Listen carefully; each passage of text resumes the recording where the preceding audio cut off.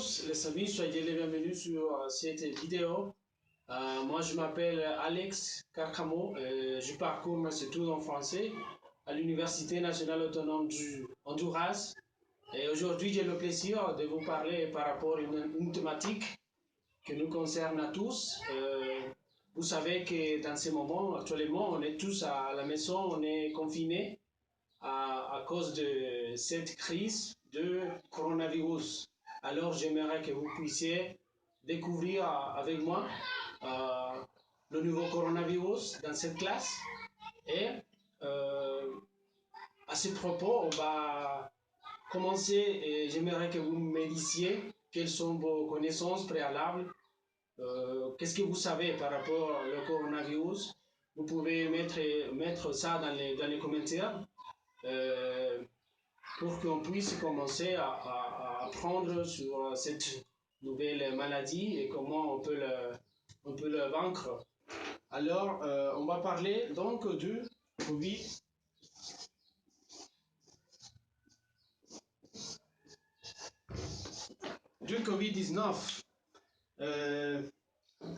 Ce qu'on va faire, c'est passer à une présentation que j'ai préparée pour que vous puissiez anticiper à ces connaissances qu'on va parler. Nous allons commencer avec une lecture d'un livre que j'ai bien aimé. Et ensuite, on va essayer de découvrir quelles sont les questions les plus générales dont on parle, dont on veut savoir sur le coronavirus. Et c'est comme ça qu'on va commencer. Et si vous voulez, j'aimerais que vous puissiez répondre aux questions suivantes avec cette première vidéo.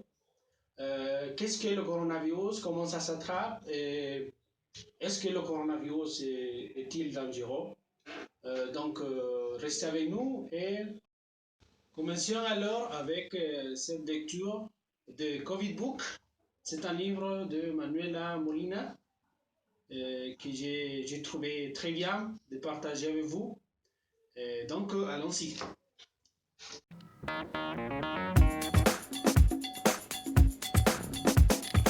Allô, je suis un virus de la famille de la grippe. Je m'appelle coronavirus. J'adore voyager et sauter dans les mains des gens pour les saluer.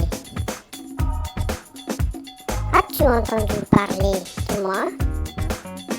Oui, non. Comment te sens-tu quand tu entends mon nom? Tranquille, confus, préoccupé, curieux, nerveux, triste. Je peux comprendre que tu te sens comme ça. Moi aussi, je me sentirais comme ça. Parfois, les adultes peuvent être inquiets quand ils lisent les nouvelles ou écoutent la télévision. Je voudrais t'expliquer quelques faits. En arrivant à Jamel, un manque de souffle, de la toux, de la fièvre. Je quitte vite et presque toutes les personnes guérissent rapidement.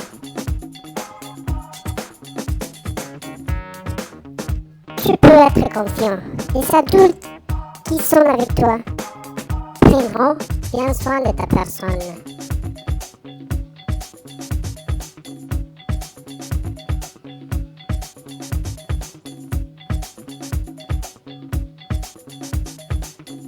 Tu peux aider. Numéro 1. Lave tes mains avec de l'eau et du savon le temps de ta chanson préférée. Chante pendant le lavage des mains. Numéro 2. Utilise un antibactérien et laisse-les sécher sans rien toucher. Compte 1, 2, 3, 4, 5, 6, 7, 8, 9, 10. Main sèche, va jouer. je ne viendrai pas te visiter. De mes disant, trouverons un vaccin qui t'empêchera de tomber malade si je viens te visiter. Fin.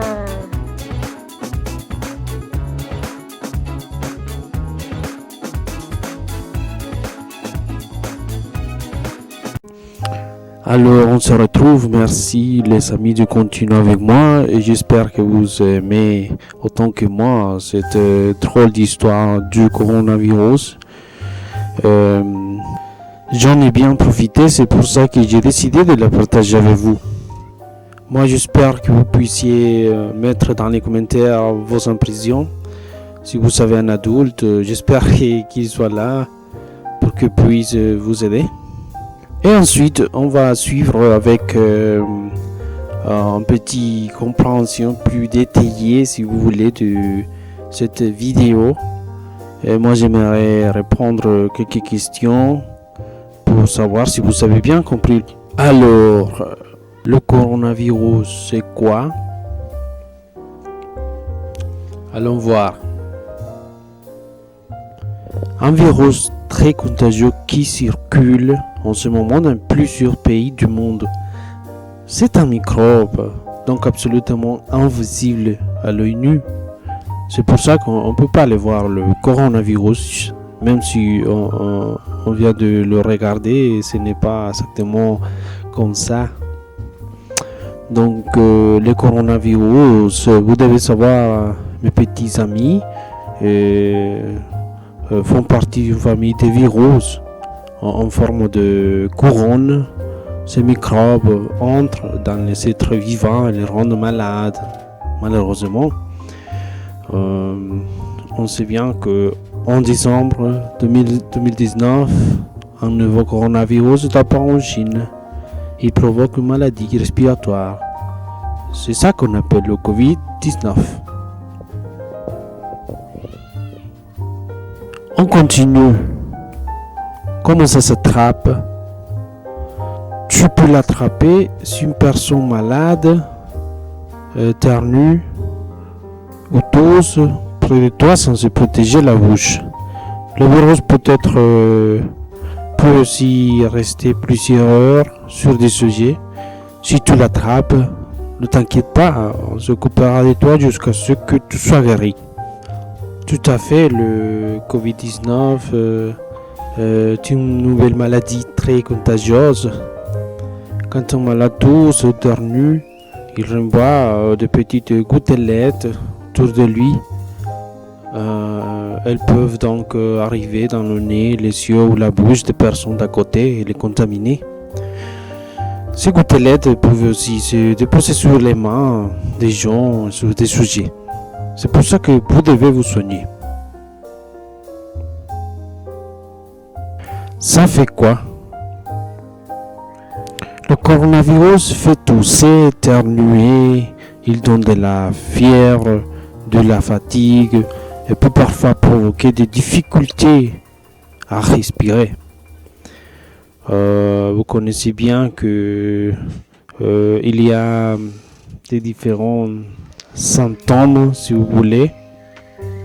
C'est pourquoi il faut tous éternuer dans son coude, se laver les mains souvent, éviter de se toucher le visage et rester à plus d'un mètre les uns des autres, qui sont quelques gestes barrières qui vont nous servir à ne pas être contagieux. Mais on va aborder tout ça dans une autre partie de cette classe.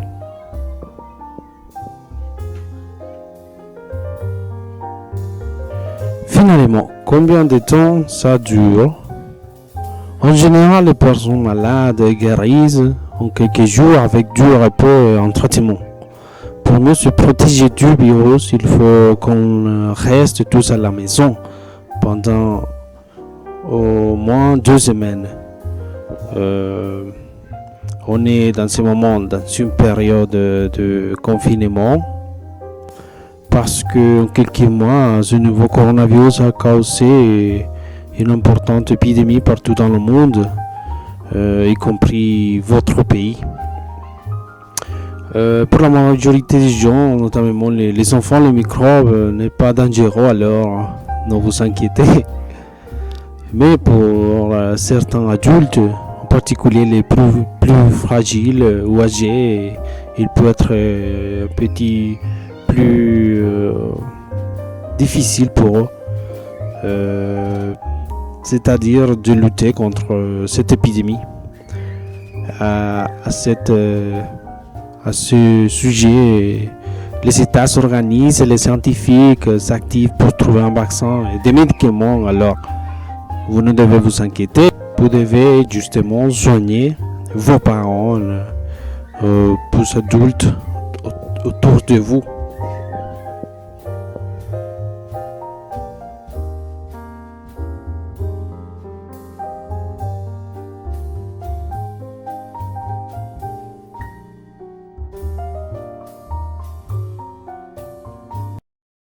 Merci de continuer avec moi sur cette vidéo.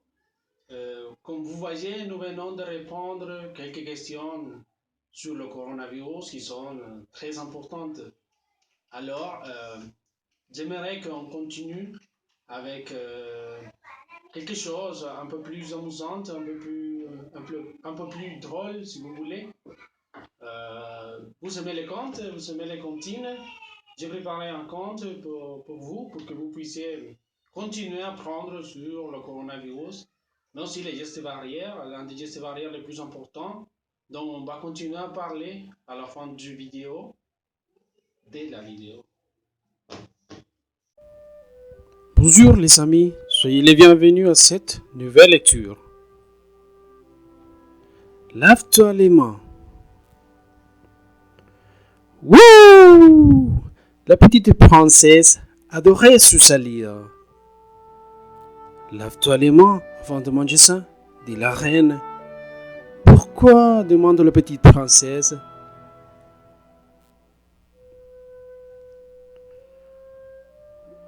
Parce que tu as joué dehors, dit la reine. Lève-toi les mains, dit le cuisinier. Pourquoi? Demande la petite princesse.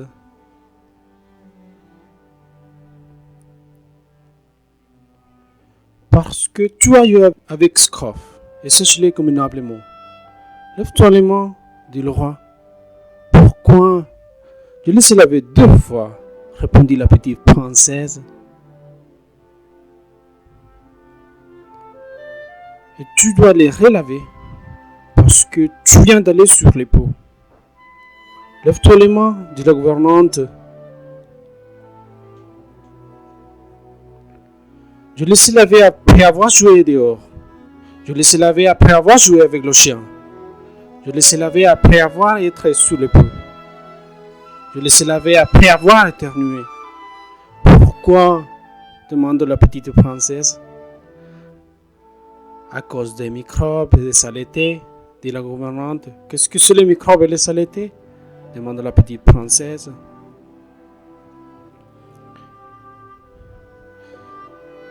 Ils ont des horreurs, dit la gouvernante. Ils vivent dans les ordures, sur les animaux et dans les postillons.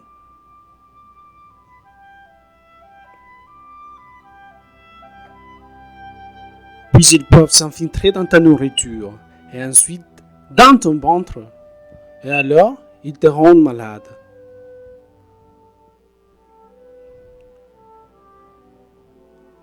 À quoi ressemblent les microbes et les saletés? Demande la petite princesse. Ils sont pires que les crocodiles, dit la gouvernante. Il n'y a pas de crocodiles sur mes mains.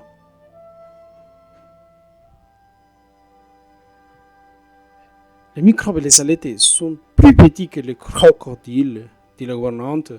On ne peut pas les voir. Je ferais bien de me laver les mains, se dit la petite princesse.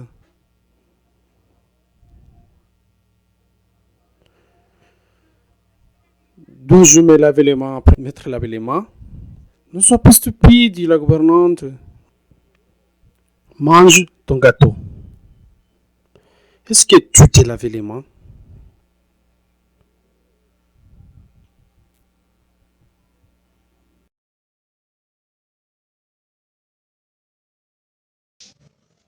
Alors, on continue après avoir vu le conte. Je voyais la petite princesse. Elle ne savait pas l'importance de se laver toujours les mains. Alors, vous devez savoir qu'il y a des microbes, des virus qu'on ne peut pas les voir. Alors, c'est pour ça que c'est tellement important de savoir qu'il existe en fait. Si vous voulez, donc on va passer à regarder une autre vidéo alors que c'est à vous de retenir cette information, comment les microbes, ils existent même si on ne les voit pas. Donc, allons le voir.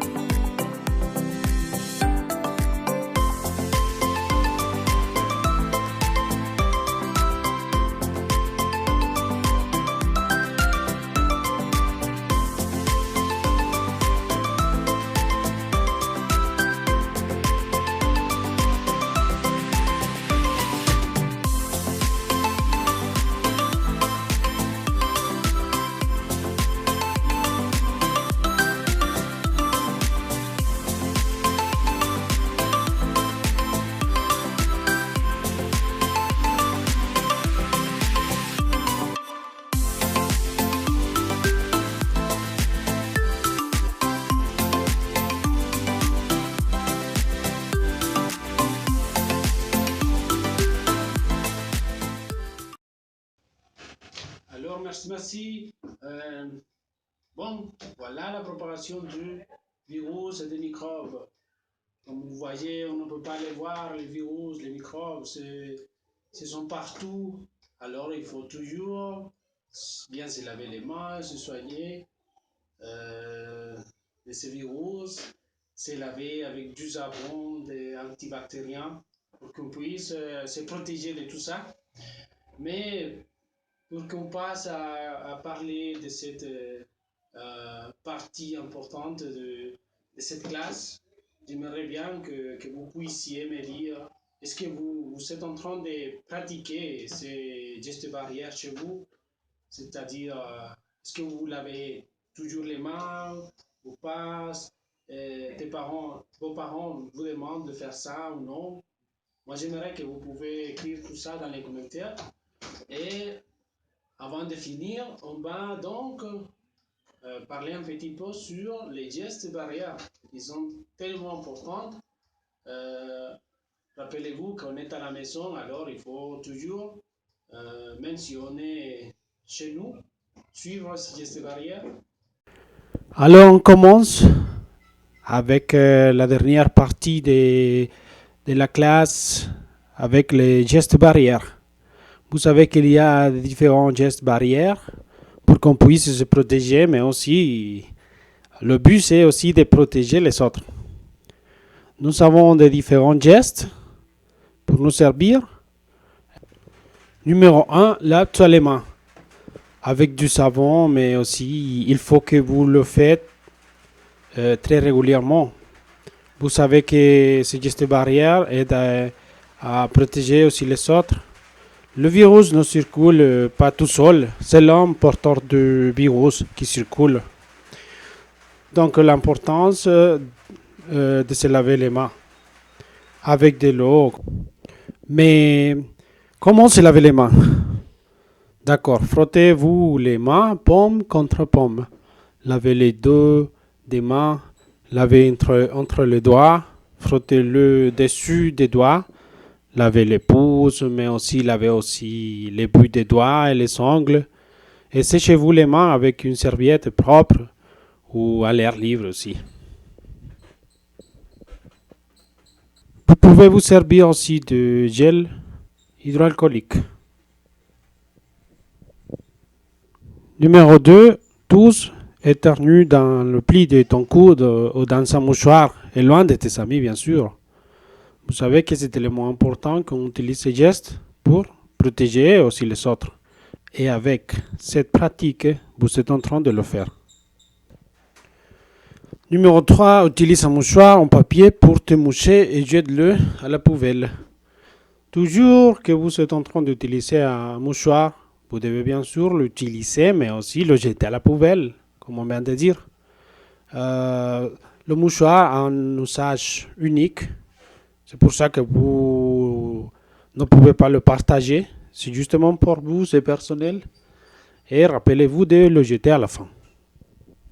4. Évite de toucher ta bouche, ton nez, tes yeux. Bien sûr, si vous touchez vous-même, vous avez le virus, vous allez vous-même vous contagier. Donc, ce n'est pas conseillé de toujours en train de se toucher ces points clés pour la transmission du Covid, alors que vous devez l'éviter. Et finalement, numéro 5, respecte une distance d'1 mètre de grand pas entre toi et les autres. Ce que je vous conseille, c'est de porter un masque quand la distance d'1 mètre ne peut pas être respectée, par exemple. Mais aussi, saluer sans vous serrer la main et arrêter les embrassades, parce que ça va aider à que vous ne soyez pas contagieux. Pour conclure, comment bien porter son masque? Peut-être que vous vous demandez vous-même ça. Avant de mettre ou enlever le masque, lavez-vous les mains avec de l'eau et du savon ou une solution hydroalcoolique. Pour le mettre, tenez le masque par les lanières élastiques. Ajoutez le masque de façon à recouvrir le nez, la bouche et le menton. On va répondre aussi à cette question que la plupart des petits ils se demandent. Alors, pourquoi mon école est-elle fermée? Vous savez que l'école actuellement elle ne peut pas fonctionner parce que c'est le moment d'être confinement chez nous. Pour te protéger les autres, il faut que tu restes à la maison. Ton enseignant ou ton enseignante va rester en relation régulière avec toi à distance pour que tu ne prennes pas de retard dans tes leçons. C'est ça qu'on lit dans ce petite image. Alors que vous savez bien, c'est pour ça qu'on ne peut pas aller à l'école, les petits.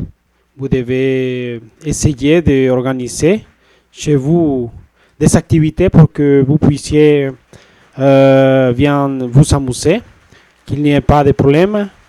Par exemple, vous pouvez organiser votre temps et planifier des activités avec vos parents, avec votre famille, mais aussi essayer de suivre le programme de travail et d'activités donné par le professeur, mais encore réaliser avec soin ce qui est demandé, parce que rappelez-vous que votre maîtresse ou votre maître, ce qu'elle veut, c'est que vous pouvez améliorer, même si vous ne pouvez pas aller à l'école. Vous pouvez aussi, un autre conseil, c'est consacrer au moins 2 ou 3 heures par jour à des activités scolaires. Si vous consacrez ce temps à vos activités scolaires, vous allez en profiter plus. Vous devez encore continuer à lire et à écrire au moins 1 heure par jour. Si vous avez encore des problèmes ou des demandes, vous pouvez interroger vos parents et votre professeur. Mais aussi si vous avez des problèmes avec les devoirs, par exemple. Une autre chose pour vous relaxer un petit peu, c'est que vous pouvez dessiner, créer quelque chose, bricoler, cuisiner avec vos parents. Ce sont des activités qui permettent aussi de progresser, d'apprendre, tout en s'amusant. Tout est bon pour continuer à apprendre, lire une recette de cuisine, jouer jouer à un jeu de société, par exemple, écrire une carte postale, faire la liste des courses, inventer une histoire, etc. C'est à vous justement que vous en pensez. Et moi, je sais que vous allez trouver des activités tellement amusantes pour vous. Je vous remercie, les amis, de continuer avec moi, mais aussi les parents, s'ils sont là. J'espère que vous en profitez de cette présentation et que vous puissiez aussi mettre en œuvre tous ces conseils, tous ces gestes barrières, que vous puissiez mettre en pratique le lavage de mains, qui est l'élément important à nos jours. On sait que cette crise, c'est un élément difficile pour tous, mais on va la vaincre. Alors, vous savez qu'il faut qu'on puisse mettre de nous pour qu'on puisse surpasser cette situation. Alors, à la fin, c'est à vous de mettre en pratique tout ce que vous venez de voir. Je vous remercie d'avoir regardé cette classe. Et s'il y a des questions, des commentaires à faire, vous pouvez les mettre dans les commentaires, je vais les lire. Et s'il est possible, je vais aussi répondre tout ce que soit possible. De ma part, c'est tout. Et restez à la maison, rappelez-vous. 2 et 3.